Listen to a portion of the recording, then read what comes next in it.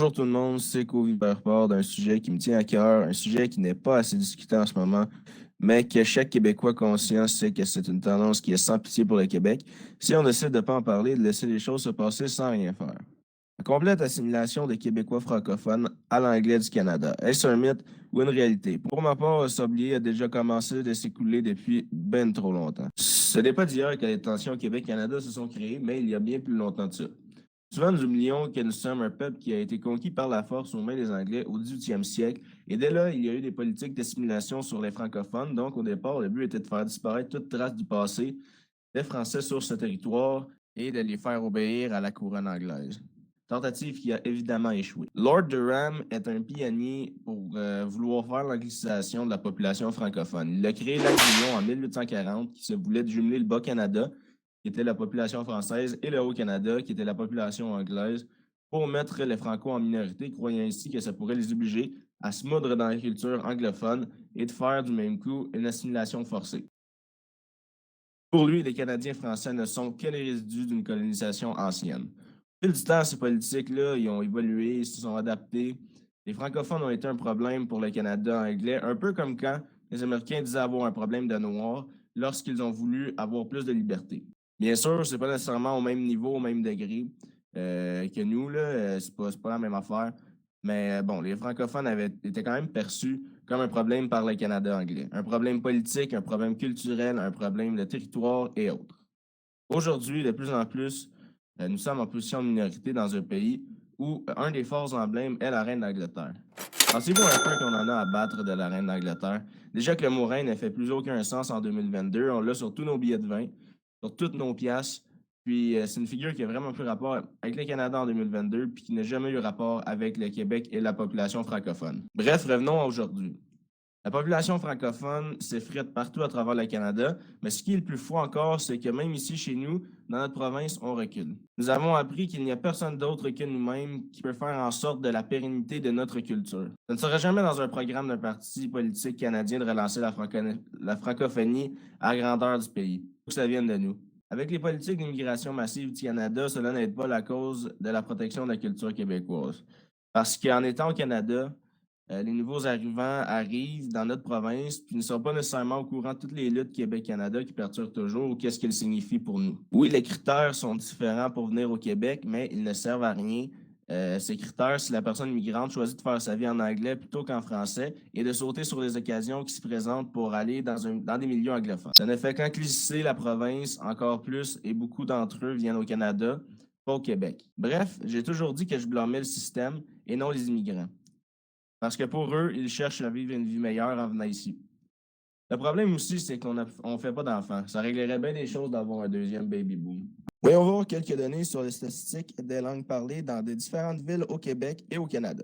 Malheureusement, le dernier recensement remonte à 2016. Donc, on ne peut pas avoir les données plus récentes, mais ils sont censés s'en venir en 2021, en fait en 2022, mais qui ont été recensés en 2021. Donc, ça va être intéressant de voir. À Laval, en 1996, 75 des gens avaient le français comme langue maternelle. En 2016, ce n'est que 56,8 des gens qui ont cette langue comme langue maternelle. Je le rappelle, la langue maternelle, je crois que c'est ce qui est le plus important que, par exemple, l'apprendre sur le tard. Les langues allophones ont bondi de 16,7 en 1996 à 31,2 en 2016. Selon moi, ce qui est vraiment important à retenir, c'est le nom langue maternelle, puisque de cette manière que tu peux t'identifier à une langue. Puis en 20 ans, elle a perdu 20 à Laval. Sachant que beaucoup d'entre eux préfèrent aussi l'anglais au français, cela ne donne pas beaucoup d'espoir pour les années à venir. C'est vraiment ça le problème, je crois. Si on n'est pas capable de promouvoir la langue française aux immigrants qui décident de...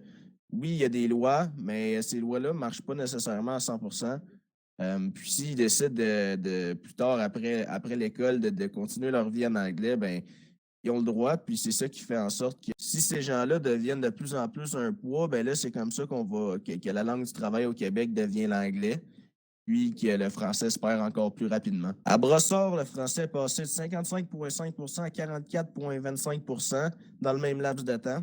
À Blainville, ça a passé de 93,15 à 87,4. À Beaubriand, de 88,3 à 79,2, à Saint-Eustache de 93,15 à 88,55, à Longueuil de 2001 à 2016, c'est passé de 84,25 à 76,87 %. Au Canada au grand complet, si cette donnée n'est pas alarmiste pour vous, posez-vous des questions. Le français est passé de 27,5 % en 1971 à 22,8 % en 2016. Ce sera quoi en 2050, en 2060 et en montant? Bref, c'est des baisses comme cela qui font en sorte que parfois tu n'es pas capable de te faire servir en français au Québec. Ça m'est personnellement arrivé plusieurs fois hors de Montréal et de Laval. C'est l'équivalent d'un anglophone de l'Alberta qui se fait servir en français. Ça serait de rire de lui. J'ai lu dans un article que selon le calcul, d'ici 2100, nous pourrions devenir 50 % de francophones au Québec. 50 % veut dire 50-50. Ou à peu près. Plus de passe-droit pour les francos, ce n'est plus chez vous. L'assimilation sera donc complétée en grande partie par la suite. Probablement, il y aura encore une chute libre puisqu'il n'y aura plus rien pour nous supporter si on tombe minoritaire ici. Le rêve de certains Anglais comme Lord Durham aura donc été réalisé.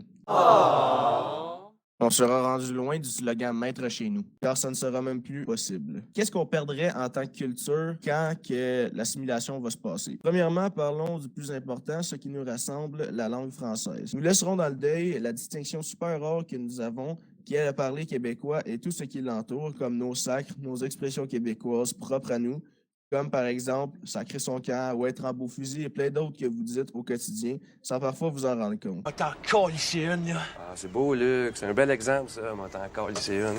Oh! Tu peux le faire au masculin aussi. Ah, mais je vais t'en crisser un. Si.